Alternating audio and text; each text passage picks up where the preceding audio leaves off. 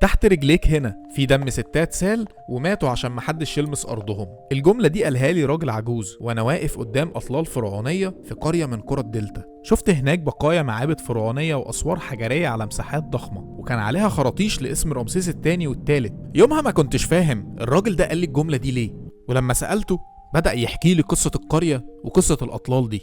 قصة أصلها بدأ من أيام الفراعنة، وقرية أبطالها ما كانوش ملوك ولا أمراء، والبطولة الحقيقية للسيدات المصريات اللي كانوا عايشين في القرية. عاشوا هنا من 3000 سنة وليهم حكاية أعظم من أي فانتازيا سينمائية ممكن تكون شفتها، لدرجة إني دورت في الكتب وعلى الإنترنت ما لقيتش ليها أي ذكر. ورجعت القرية تاني وسألت ناس تانية وكلهم أكدوا لي نفس القصة، حكاية ستات عملوا اللي محدش يتخيله عشان الأرض والعرض.